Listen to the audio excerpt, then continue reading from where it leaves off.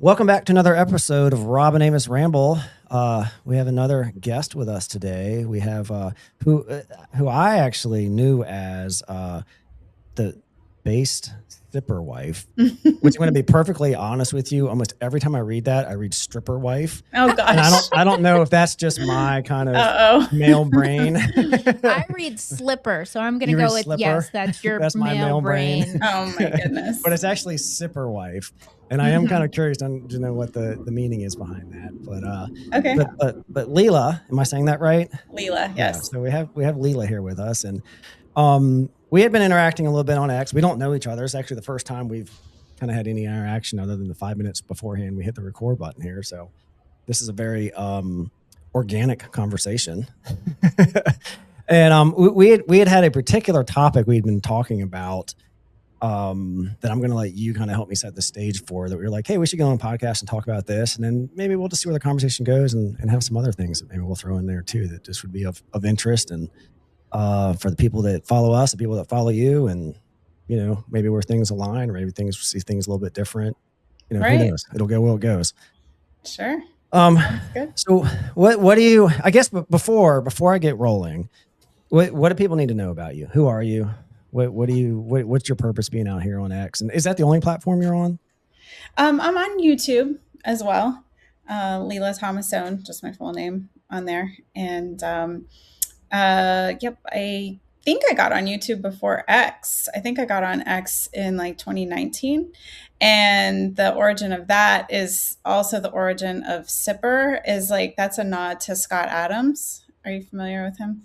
I am. Yeah. Not intimately. I definitely know who he is. Yes. All that. I've seen some of his stuff. And I know, especially kind of during the whole COVID thing, is actually when I found out about him and started watching things he was talking about. Oh, okay. Nice. Yeah. So he was kind of my inspiration to get on Twitter, because I had been watching his Periscopes and sort of interacting a little bit with, like, he had a startup platform where you could like sort of FaceTime with people.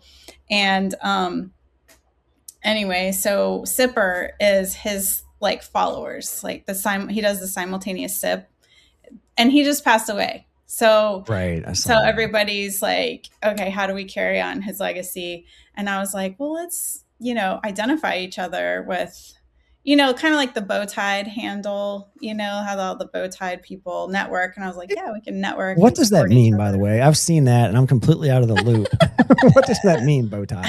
I've looked it up, and it's just a way of like identifying each other, but it's like an anonymous thing, but then they like work together, and which is really cool because they've like started some companies together and stuff like that. Okay. But it's gotten pretty big. So that was kind of like, I was like, that, you know, that's like an inspiration, right? And like we should be doing that, like just finding like-minded people, basically. And you know, the other part of my handle being based, and like somebody else I was interviewing with, Jeff Lundeen, he's like, well, that's how I identified you as like-minded, is because it says based, you know. So it's just like, how do you signal to like the people that you think you'll get along with, basically? Yeah. Okay. What are we signaling with rambling? I'm not really sure. Just get on and say, I don't know.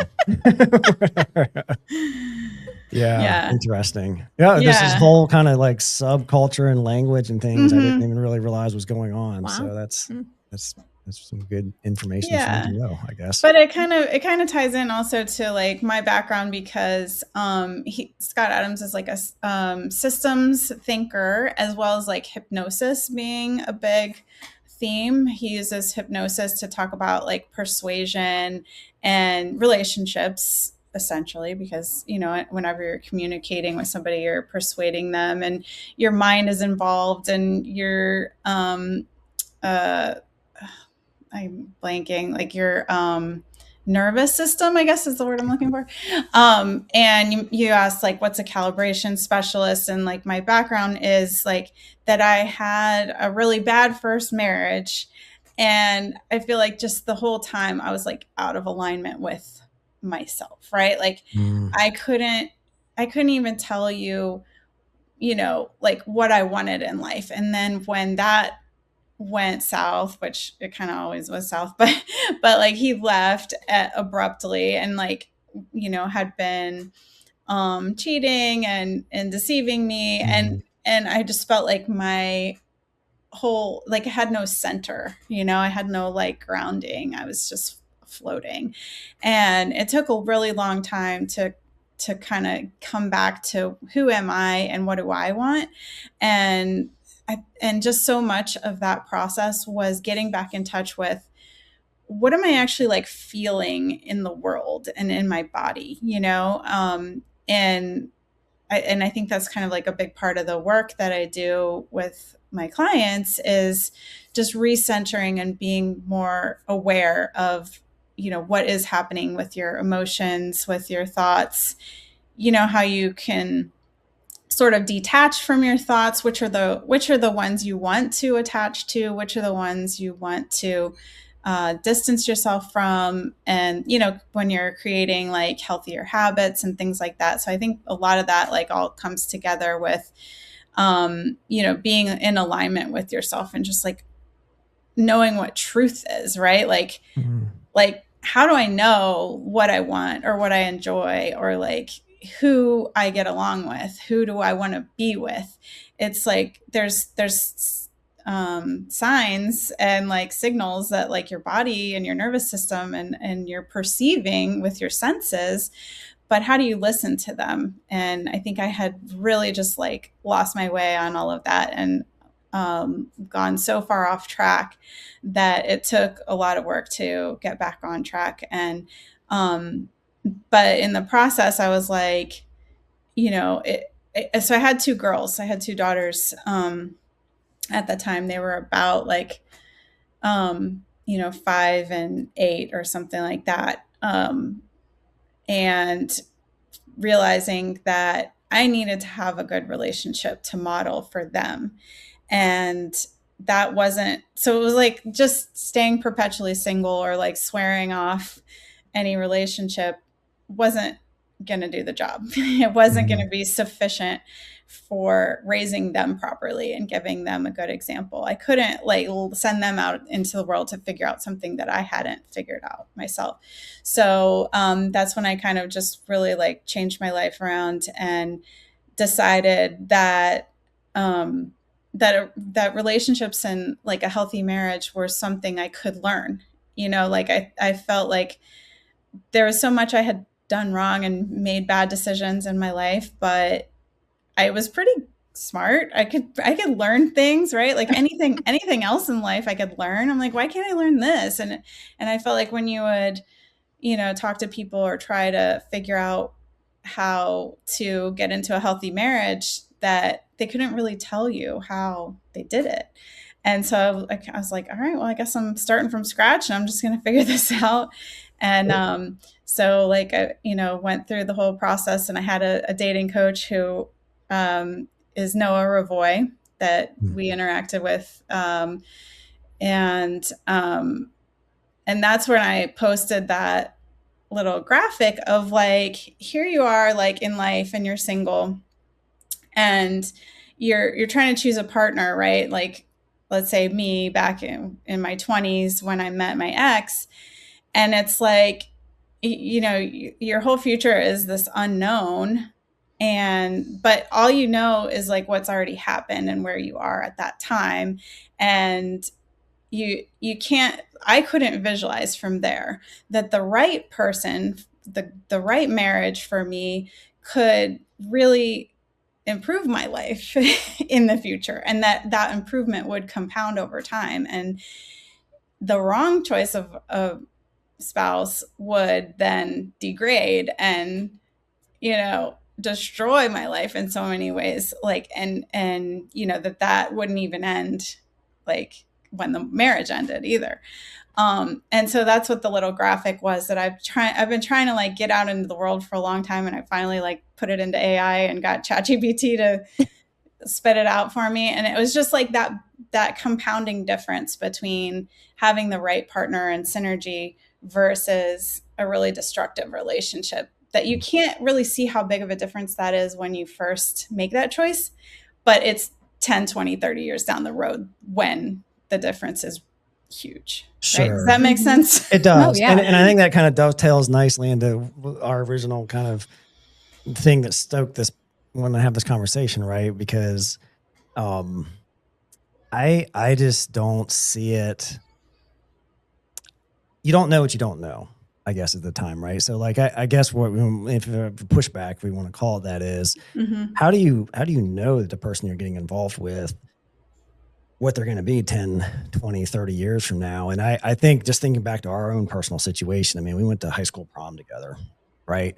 We weren't even really technically adults yet, right? There's so much of the world. We didn't know each other. We didn't know much about each other, all those sorts of things. And we started this relationship, basically growing up together. So like how would someone, because I think ideally we want to encourage people to getting married as young as they can. Yes. At least I would say that, right? So I totally agree. So how do you know that you're the individual that you're picking, what they're going to be 2-3 decades from now? I just don't really think you do. So that's why I'm kind of curious as to hear your, like, how would someone vet someone in that sort of situation? Yeah, that's a really good question. So in the situation of like being really young and not really having much of a track record, I guess you would say. Yeah, so I totally agree that we should be getting married as young as practical. My daughter actually got married a couple weeks after she turned 18. So I'm totally on board. We're in agreement there. And I do think it's a little different at that point because like, well, I mean, it kind of goes back to where my regrets come from is like that my parents, I love them. They're amazing. Nowadays we get along great and they're really great grandparents. But they didn't give me much guidance on like, what is, that question that you're asking? How do you vet someone? We come from very similar backgrounds on that. Right. Yeah. Okay. Yeah. So I turned down, I feel like I rejected like some really great guys in high school because I had no direction and nobody was saying like, oh yeah, this is someone you should stick with, or, no, this guy's bad news.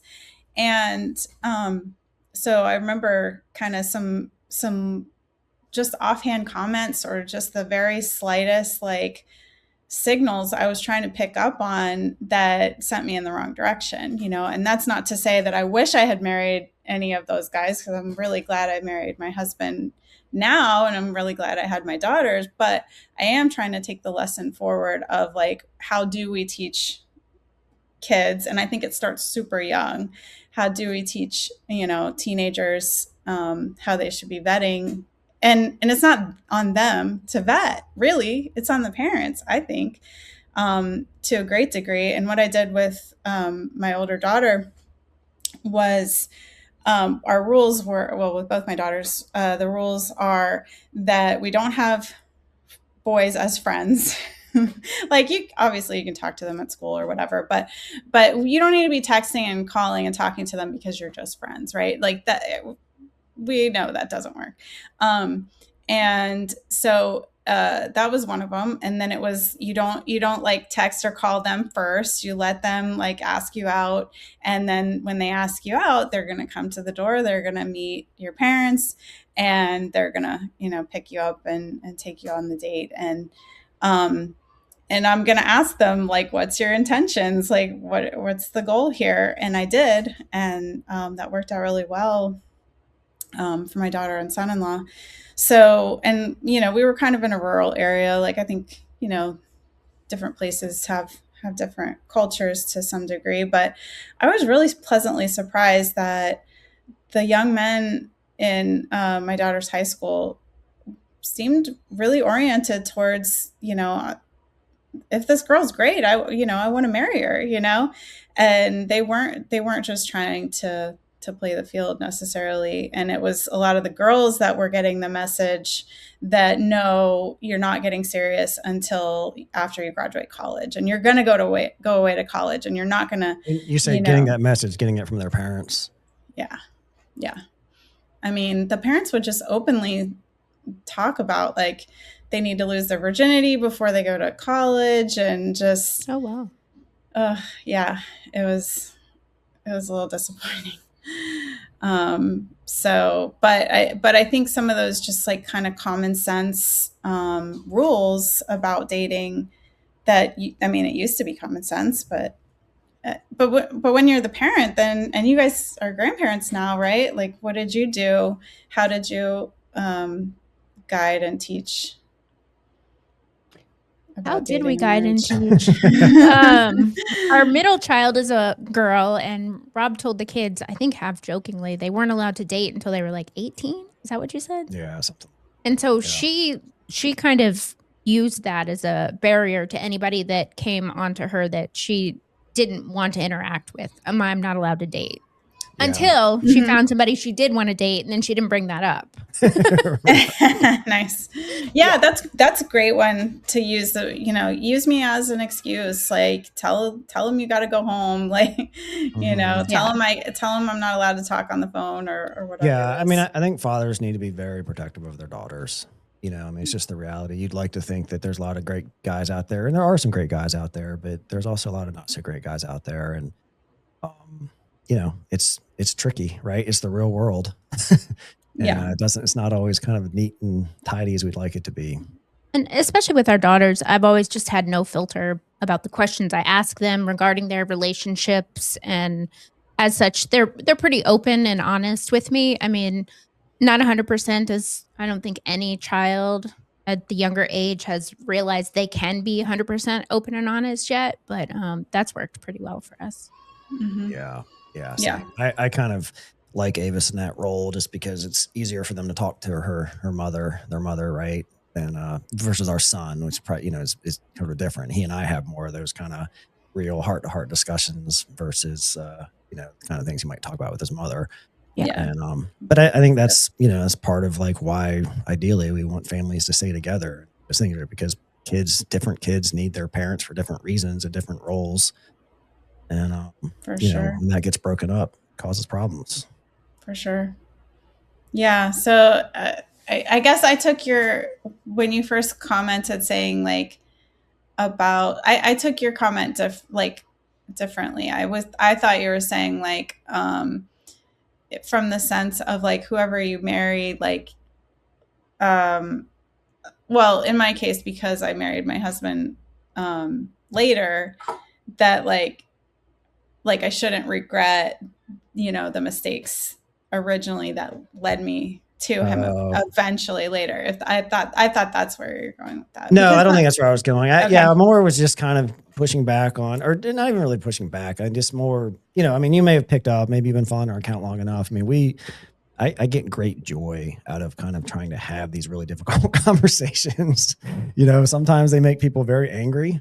Mm-hmm. But I think it's real world. Like this is the real world stuff we need to talk about. And it was just more out of the spirit of exactly what we said. It's like just flush it out. Yeah. Yeah. How do you as a young person, and I think the answer ultimately is, you just kind of have to make a commitment and you're gonna have to work through some stuff because if you're together long enough, you are going to go through some changes as people. It's just for sure. Yeah. For sure. Yeah. And I love the idea of like growing together and like it used to be that you had to get married so that you had that partner to go through everything in life with, not do everything and accomplish everything before you got together with them. Like, right. Then it's like, now you're just like so set in who you are that there's not as much room for the merging of your two lives. I have a little plaque sign, whatever, that says, choose your love, then love your choice. It's because it's like it's not knowable who that person is going to be because who they're going to be is different depending on you as their spouse or not you, if so. What would you say? Because I, just kind of in the spirit of talking about really like real stuff.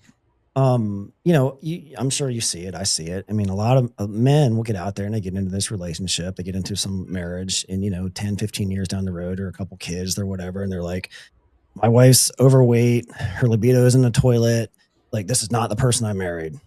Like, I'm terribly unhappy. And then the wife also maybe feels that way because the husband's not leading well. He's not, she imagined she was getting her prince who was going to lead and be the castle walls and all that. And he's not being it. Mm-hmm. Like, that's real life. That stuff happens, So like from your point of view, like how do people work through that stuff. What do you? Yeah, it's really sad. And from my perspective, I might be like jumping to this, but like the way I see the origin of that is when people view their kids as the goal of the marriage. And yes, our kids are super important, but that's why we have to be protective of the marriage. Like, and your spouse has to be priority. And people hate it when I say that, and then get so much hate. We don't hate it. I No. love it. I mean, it's exactly right. Yeah. Yeah, it's like you have to view the marriage as paramount and your spouse as paramount, because your kids are adrift without that foundation, and they really don't like it. They think they like, like the kids are going to be kids. They're going to test it and they're going to try to see where those boundaries are. But they really, in the core, hate being the center of the universe, hate being in charge, hate being, leading their parents. That's insane. That's a total reversal, right? And so I think, to me, the way that's what I see at the root of when women let themselves go and let themselves like drift apart from their husbands, is because they've focused so much on the kids. Usually they've just put that as their priority and don't see the marriage as important, unfortunately. Yeah. Our kids, I watch, Instagram like a lot of people, and I watch reels, and this one woman that I watch all the time, like her kids just come in and out of her room. Like, it's a revolving door. Our kids, even if my door was open, stopped at the threshold and asked to come in. Yeah. Because that was our space, and of course, 9 times out of 10, I invited them in, but it wasn't just an open invitation. Yeah. Well, it helps them understand that mom and dad's marriage is important, right? Yeah. It needs to be protected at all cost, even by them. But right? just that little thing, when I see that on her stories and there's just this steady line of kids coming in her room, I'm just like, oh. Yeah. And even in Christian circles, or sometimes there's like particular Christian circles, I don't really get it, but somehow they've decided that family is a democracy and like everyone's equal. Kids are equal to parents, and they've like wiped out the fact that there's a hierarchy. There's like an order to things, and I don't get that at all. I mean, I get that they think they're teaching the kids like that you're just as accountable as we are. You're holding us accountable. We're holding you accountable, but that's just not real. Like does not work. And it's not anything oppressive to say that the adults that own the house and have created these lives are the ones in charge, because we're responsible, and we are we are responsible. So that only makes sense that there should be an order there, and it only goes one way. It doesn't go both ways. Yeah. It's nice to see that legacy has drifted down. Like, I talk to our older daughter almost daily, and like if we're on the phone and Rob comes in and he needs something, I say, hey, I got to go, Dad's here. Or if her husband calls her, same thing. Oh, nice. So-and-so is calling, I got to go. And it's just understood. Okay, bye. Talk to you later. Love you. Yeah. And so like, it's nice to see her then now putting that same priority. Like, her husband comes before us, and that's how it should be. Right. Yep. That's amazing. And that's what I'm trying to teach my girls too. Yeah. Yeah. I kind of freaked her husband out a little bit when they were engaged, and he and I kind of had a heart, and I was like, look, like, you own this relationship now. You guys are getting married. Like, she's your wife. You own this, you own her. And that was language that he hasn't really heard before, but I just wanted to kind of impress upon him that, like, this is like, you don't need the wet noodle stuff, right? And he's not that at all. He's a great guy, but just kind of just helping to set that mental frame, like Avis was saying, just your guys' marriage is the most important thing, even beyond us, beyond your kids, beyond whatever, because if that's not working, nothing's working. Yep. Totally. It's nice. It's fun to see. Yeah. It's great. It's amazing. So kind of looping back to what we were saying. So where when these things are going off the rails, so a couple's 15 years into a marriage, whatever it is, and it's gone off the rails like that. I mean, what do you and if I'm pushing too much into like a personal, just hey Rob, back off, that's fine, we don't have to talk about it, but I'm kind of curious, just out of like, obviously you had a first marriage that didn't exactly go as you might have wanted it to, and I'm sure you learned something out of that. Obviously, I'm sure Oh even yeah. those of us that have stayed married a long time, we've learned stuff out of kind I of hope so. things we've gone through, right? But what do you think? What can someone do to kind of get that back on track from your point of view? Can they do anything? Oh yeah, for sure. Well, the good news is that every moment that you're able to change your mindset, and it's kind of like parenting, where you're like, oh man, I messed up, but it's like you have the very next interaction to do it over again, and that's kind of part of the like alignment, and noticing when you're feeling things are gone off the rails, when you really can look back and go, okay, yeah, I see where like this conversation went wrong and I was disrespectful, or oh, I really stressed myself out and I overextended myself, and so then it started leading into resentment, right? So that's part of it, like I was saying, like getting in touch with your own um just mental state, and like a physical state too. I mean, you kind of focus on that a good bit, like what's going on with you hormonally and health wise and everything. And so it takes a lot of focus, right? To like just really be present. And when you're trying to practice healthy habits, like that's a lot. There's a lot to get right in the day, but the good news is that you've got that next interaction to get it, get it back on track. um yeah, so I don't know if that was a good answer to your question. All right. I mean, Feel it's an free to answer. follow up. It's an honest answer. I mean, I think the conversation goes wherever it goes. Yeah. Yeah. Um. I think Yeah. I think Oh yeah, well, what I hear, like if you screw up, that doesn't mean you've screwed up everything, right? Like you got another yeah, chance, and you can fix it and move on, or you can even go so far as to be like, hey, yeah, last time we talked that like I got out of hand. I'm sorry. Let's like try to start that over, right? So you have multiple choices on how you start over, and I think right. self-awareness being what it is depends on where you are in that situation. Yes. And another part of it is how much you can do as one person. Like you don't need to get the other spouse to buy into whatever you're trying to do to fix things. You don't need to sit them down and be like, okay, I decided XYZ, we're going to do differently now. No, you've got this whole thing that you have control over, and that can change the relationship 180 degrees, just Oh yeah. what you're doing yourself. Yeah.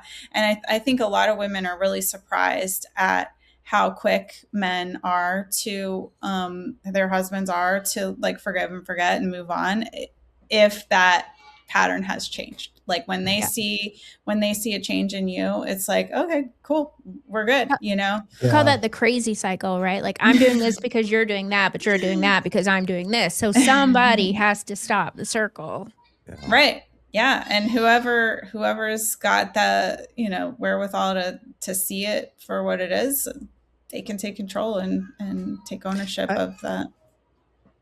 I like Pat Stedman. It's funny. All the years that we've been married and all that, and he threw the term out, "good faith," which is obviously a term I've heard a million times before, but in the context he threw it out, like I was like, yeah. I mean, that's like the perfect word that like I just hadn't really ever put two and two together until I heard him say it, which is, I think is like to your point, like forgive and forget. I mean, if someone's putting good faith effort in, that's really what matters, right? It doesn't mean the problem gets solved immediately, right? Maybe it's not a problem that can be solved immediately, but at least means you're moving in a direction in good faith to fix it, whatever that is, and get things back on track. And if, as long as you're doing that, good, keep moving in that direction. You'll eventually get there. Yeah.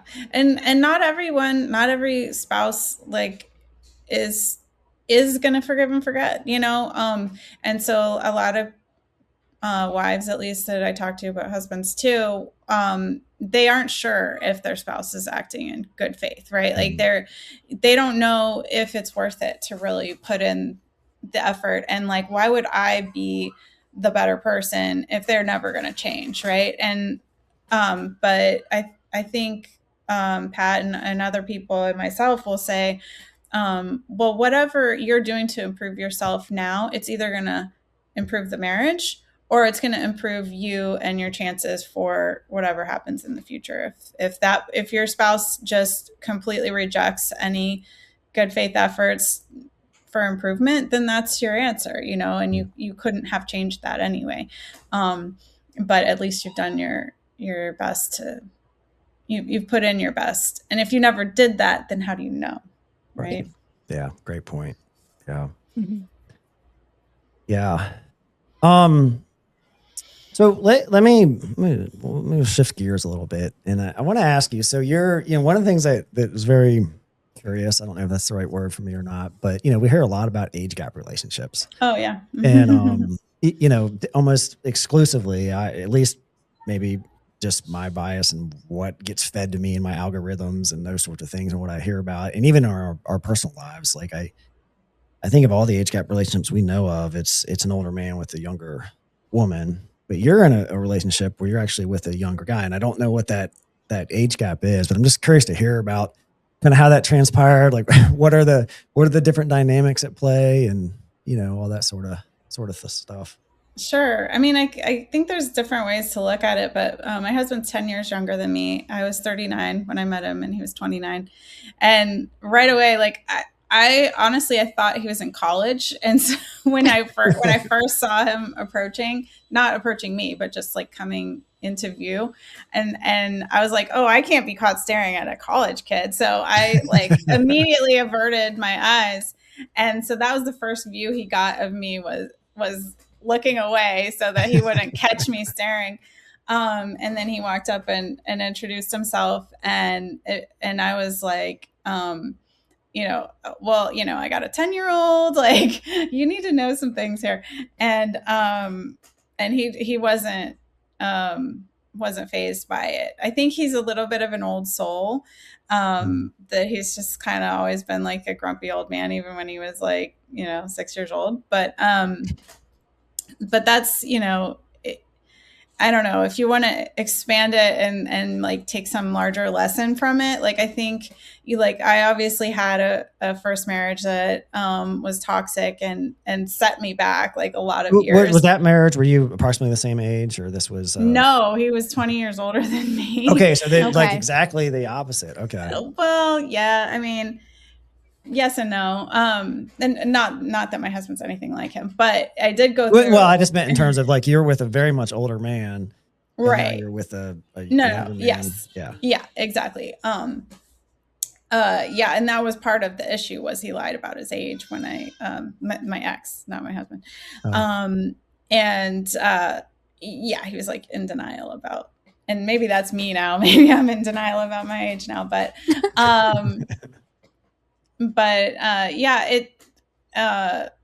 So I guess I've been on both sides of it, and I don't think it's necessarily like better that the woman is older.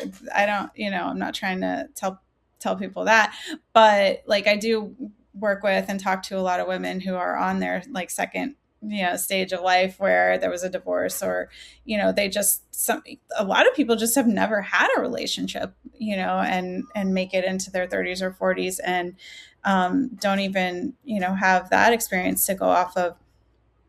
But for whatever reason, some people need to rebuild, and we're not coming at it as fresh-faced teenagers, and we got some baggage. And so I think what can tend to happen, or at least a lot of the women I talk to, is when we've kind of been culturally influenced of, we need to be boss babes or career women or educated up to PhD level or whatever, that we do get a little bit more into our masculine. We're a little like over functioning, And whereas guys can be the opposite, where they're like failure to launch and like haven't taken on responsibility. So it's like, if you're coming into dating and looking for that kind of second stage marriage, then you might,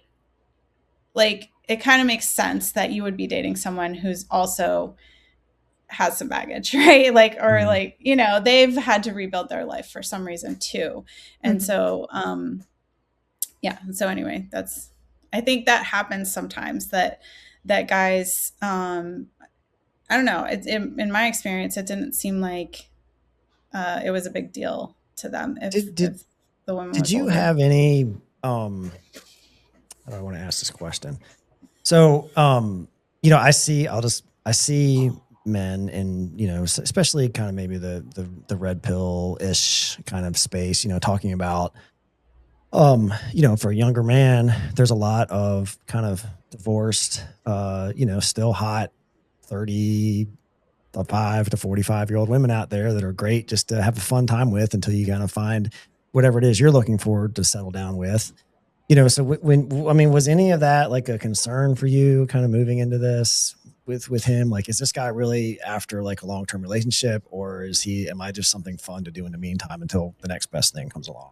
Right. Yeah, for sure. That's going to be a concern for sure. And that's why I was so careful about the process that I was using to date intentionally for marriage. And, you know, it takes a lot of like good boundaries. And when you are coming at the interactions with your own self-centered and in a healthy place, and kind of giving off that healthy vibe that you have standards, then that's a great filter. Like, if anybody who wants to just you know, shoot the breeze, they want to, you know, Netflix and chill or whatever, waste your time, then like they're getting filtered out, because somebody I'm going to spend time with is going to ask me for actual dates, and we're going to plan them, and you know, it's going to be scheduled in advance, and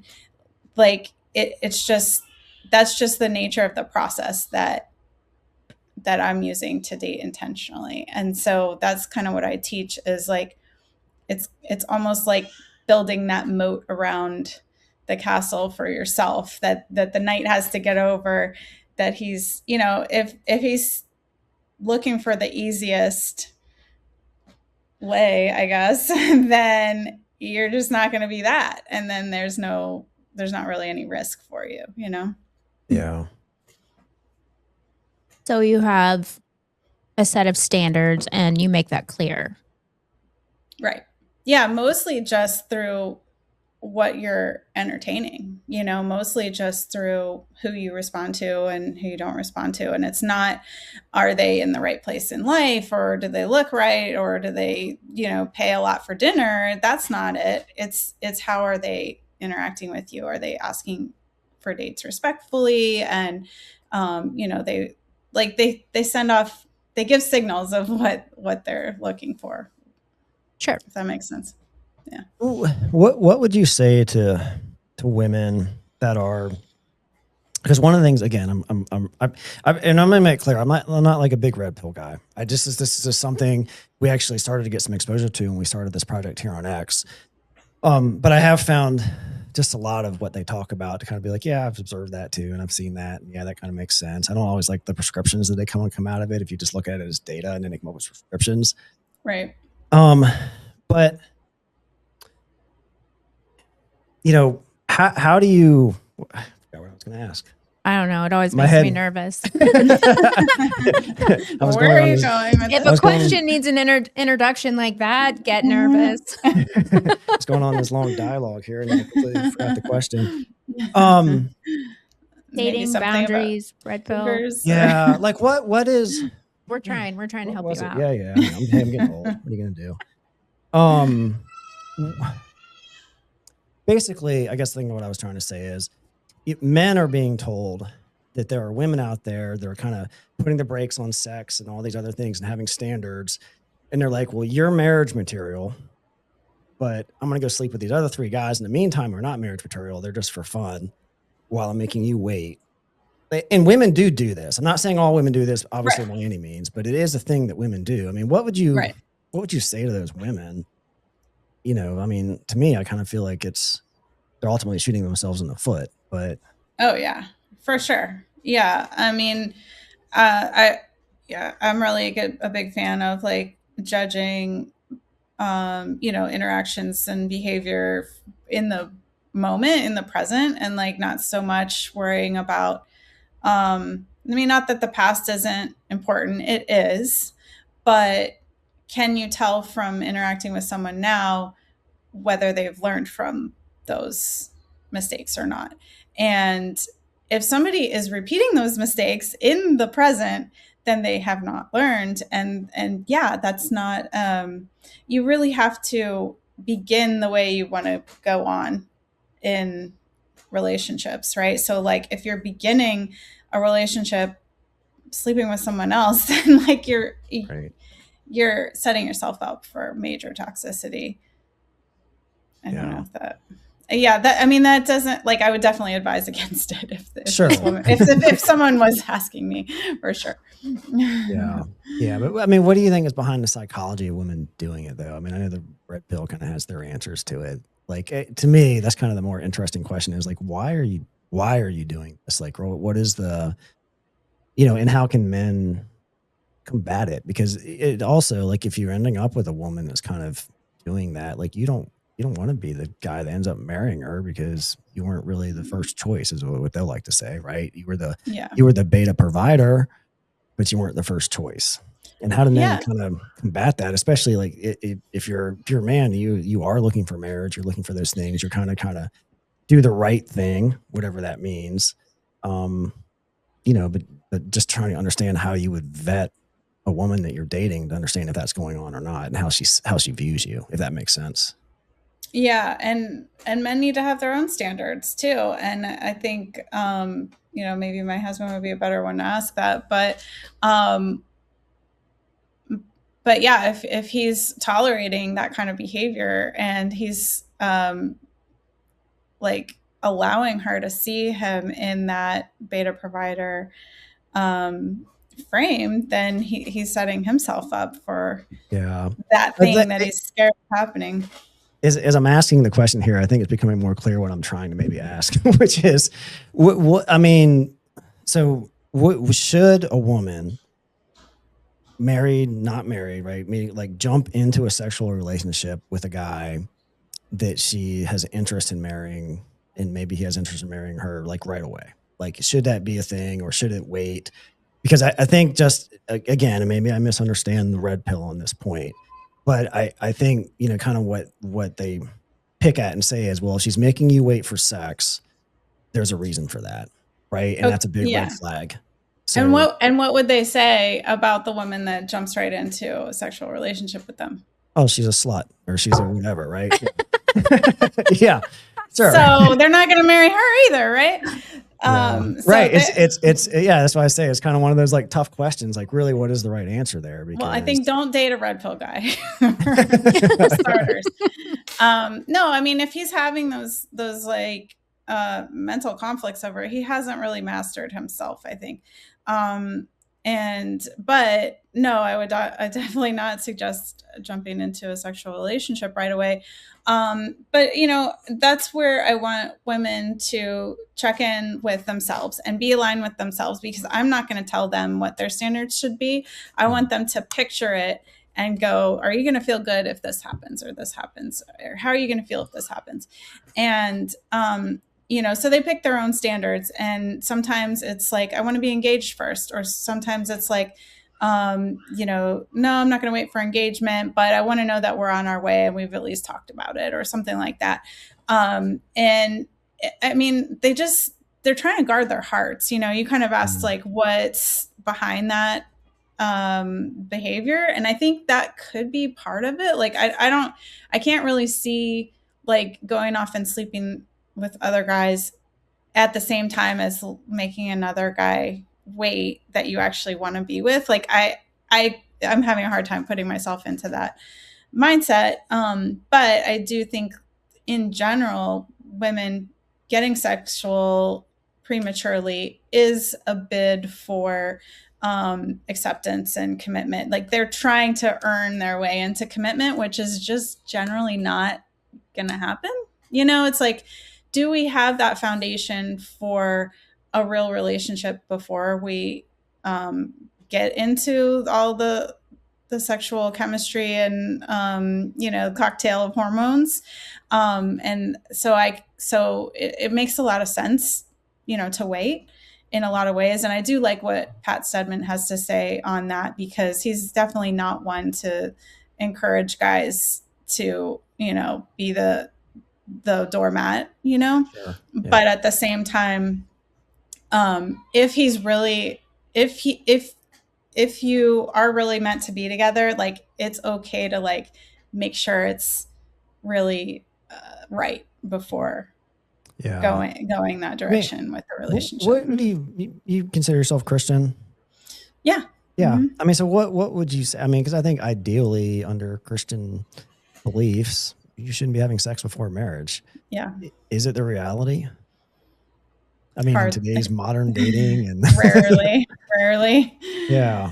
No, yeah. I mean, I'm not even saying like what's happening, like what should be happening. I mean, is it under kind of the modern, this is a question I struggle with. I mean, I'm not asking it as if I have some necessarily great answer for it, because I think I would say morally, I would say, yeah, I mean, you definitely should be avoiding sex before marriage. I mean, that's what we want to do.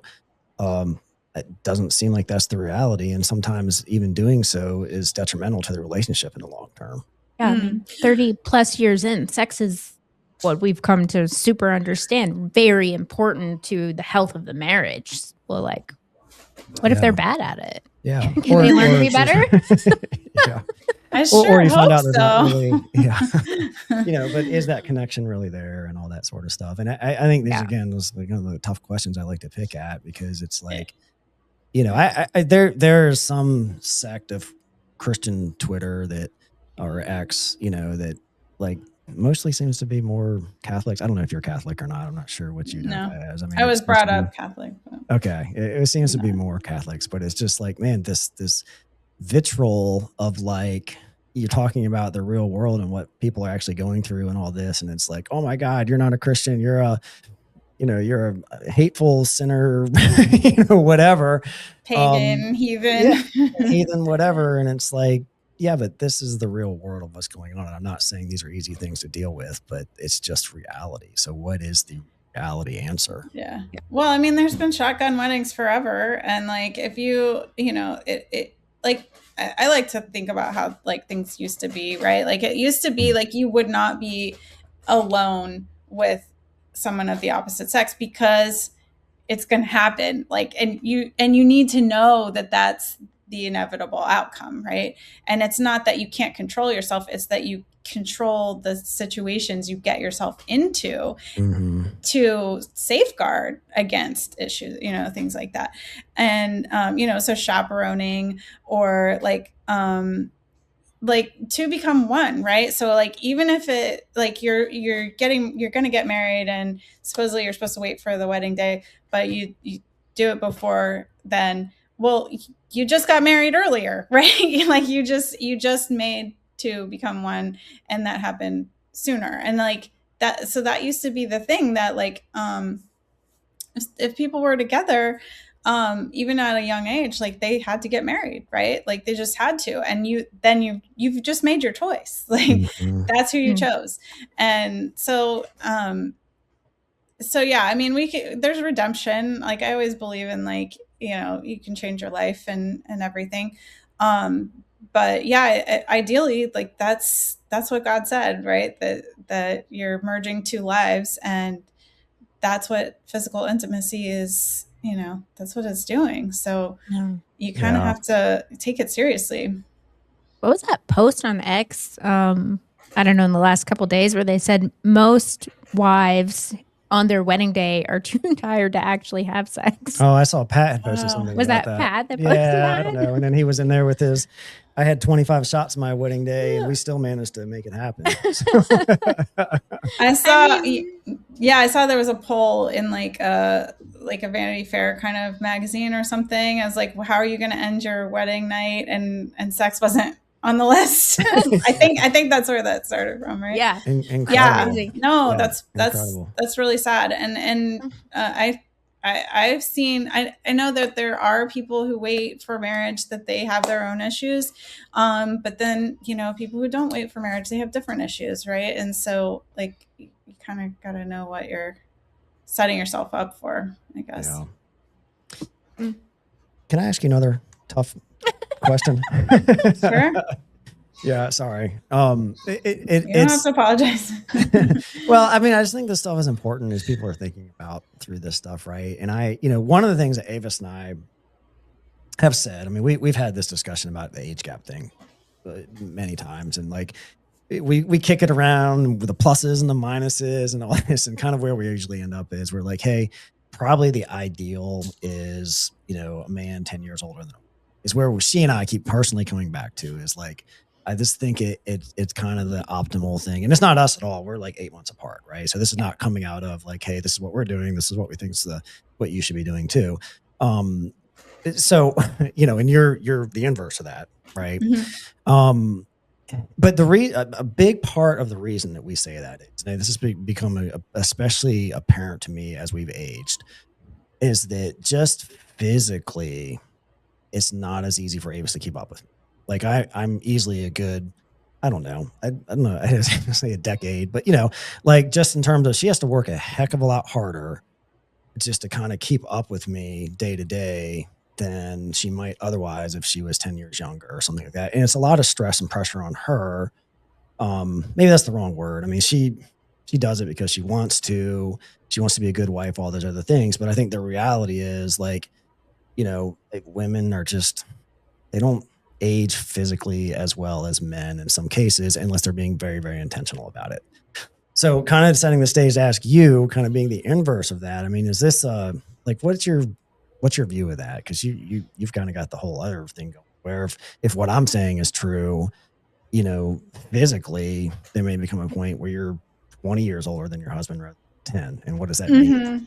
Yeah. I mean, I sure hope that isn't the case, but at the same time, like you were kind of saying, when you're ideally getting married at a young age, right? And you don't know, who your spouse is really going to turn into. Like, I feel like we don't really have the luxury of like optimizing our spouse on every like KPI or whatever metric that so I try to get women to be really open-minded on what their future husband's going to look like, and that seems to work out really well. Like a lot of the women that I've coached will say, yeah, I totally would not have swiped right on him before I had talked to you, but then he ends up being their perfect match. And so like my husband, if I had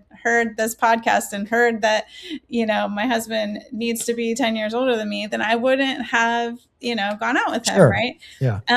So I guess I kind of feel like, attempting to optimize could be a waste of time, because like health things come up, like even the youngest people, like they discover they had some congenital thing. Sure. They didn't know they had, or you go to have kids and then somebody's infertile and you didn't know that, so I guess I feel like I'd rather like not try to optimize, because it's just such that like you're finding this needle in a haystack and you just don't know exactly what that shape that person's going to take. And so like, I don't know. I guess I actually love that answer, to be honest with you. I think, yeah, I mean, I kind of feel the same way. I mean, I just in terms of like, just do what you feel is the right thing to do and work through it. it kind of is how I would phrase that, right? Yeah, and if you got to keep yourself in better shape because you're older, like in my case, then I got to keep myself in better shape. Like that's just what you got to do. Yeah. Well, and I think that Gia had made a post yesterday or today, I can't remember, and it was like it actually, I think she was replying to a post or something, and I saw it, but it was like asking like what like what is marriage or something like that. It's something about marriage, and she had said basically like marriage is something you are, and I also thought that was a great answer because it's like kind of once you make that commitment to marriage, like it's not you're married now, right? Like that. Yep. You're going to do whatever you need to do that's in the best interest of that marriage because that's who you are. Yep. Whatever that makeup of that marriage happens to be. Yep. Yeah. And people will say like, did I marry the right person or whatever? And it's like, congratulations. That's right. Who you got. You're going to make them into the right person because that's what you did. Yeah. So I agree. Okay. And it's crazy. 3 decades in, I still learn stuff about Rob. He's terrible on crutches. He's so good at so many physical things, and he got these crutches, and I was like, you're like a baby duck. I just never imagined he would be bad at crutches. That's funny. What happened? Why did you need crutches? We were up in Seattle. Our oldest daughter lives up there, and I slipped and fell in her driveway in the rain and severely messed up my foot, and so I've been I was on crutches for a bit, and then what's the name? I think I know. Sorry, somebody was calling me. But anyway, so yeah, I get a foot injury, and I've actually just been off the crutches for a couple of days, and there's discussion amongst the house if I should actually be off of them or not, but I'm sick to death of them, and like Ava said, I'm terrible at using them, so I'm kind of just hobbling around. Right, that'll get you off them quicker. Yeah. I never would have imagined, honestly. The man can do anything. It's physically, and you give him these 2 sticks, and baby duck activated. It's been That's a lot of humor for Avis because she's just waiting for me to fall on my face. It's been a couple of times I almost have using them. So, anyways, yeah. Well, we're coming up on almost an hour. I mean, I feel like I've been monopolizing all this time. I mean, I know there was another topic that we were going to kind of kick around about a post that Justin had made. I don't know if you want to kick that around. Maybe we can end the podcast with that. But sure. Yeah. So Justin, he kind of an ex-buddy of mine, and he had made a post about basically like men should not be proposing to women on their knee, basically, right? Like it inverts the whole kind of polarity of the relationship and so forth. And I think I was in agreement with that, even though that is what I did. That's what I thought men were supposed to do when I was 19, proposing to Avis. Would do it much different now, but but you seem to kind of have a different view of that. And what was that? Or do we come together? Are we on the same page now? Maybe I don't even know. Well, no, I mean, but let me ask you this. What were you thinking when you kneeled down to propose? Yeah, what were you thinking? What was I thinking? About kneeling down. Yeah. No, I'm just kidding. Yeah, I mean, I think I just, for me, it was just like, it was the next logical step, honestly. I mean, we had been together, we enjoyed each other. Kind of what I've always said is Avis and I just started hanging out, and we never kind of stopped hanging out. But at some point, because of, pressure of parents and other things, and just society, and they're like, well, you guys have been together. I mean, at this point, we'd only been together a couple of years. I hadn't really been there that long, maybe like a year and a half. But they're like, why aren't you, clock's ticking. Like, why aren't you getting married? And I just think it was like the next logical. I was like, okay, well, we should get married. So I went and bought the ring and did the whole, well, this is what men do. They get down and they ask the wife to marry them, right? So, I mean, I think that's where my mind was at, honestly. So you didn't have images in your mind of like, I'm subjugating myself to her or subjugating or whatever the word is. Definitely not. Yeah. Yeah. So like I said, when we were talking on X, like, I think it has the meaning that you give it, so if somebody's going into it thinking that it means he's like inferior to his future wife, then it's maybe not a great move, but but if you think it's tradition and you think it's like chivalry and it's like respectful or whatever, then, that's the meaning that you gave it. So Yeah, that's how I I think, thought of it. and maybe my answer is different today, just because I have a much better understanding of polarity and the importance of it and all that, and I just like it's maybe that's the answer. We only know what we know at the time, but Yeah. Yeah. Well, it's a good topic to think about, because like what are the roles and how do you want to like relate to your spouse in marriage? Yeah. Roles are super important, and I always say, marriage, they're two, husband and wife is two equally important roles, but two very distinctly different roles. And if you can figure that out and understand that, I think you'll have a great marriage and you'll have no problems. But kind of back to this proposal thing, like, are you inversing really what that is? Because, I would say in a marriage that's aligned correctly with the correct polarity, it's like you're not asking the wife for anything, and that's kind of what you're doing when you get down on your knee. And yeah. Well, it was interesting when I thought about it, that like I did feel weird when my husband kneeled down, like, like not bad. Obviously, I was very happy, but it felt weird, and I was like, get up, like, So I think that's the normal response. Yes, get up, right? They say yes, and then they say like, come on, get up, give me a kiss, give me a hug, give me the ring. Like, what is next? Yeah. Right. So what is the right thing? I'm going to ask you ladies. I mean, what is the right thing to do? So the man just be like, hey, let's get hitched. Here's a ring. Like, no, that's too casual. I mean, maybe for some people, but that's pretty casual. Like, let's get hitched. No. Yeah. Well, maybe not the whole like Instagram, like TikTok, scene, but like I looked up like the history when we were talking about it, and it did play a role in like silent films, because they can't talk. So how do you show that you're asking them to marry?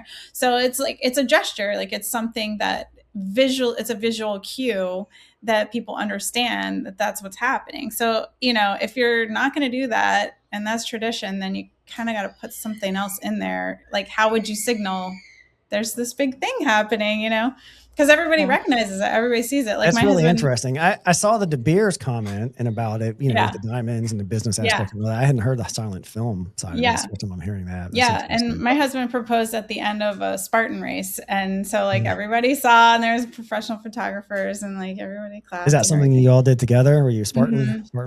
Yeah, it was his one and only Spartan race with me.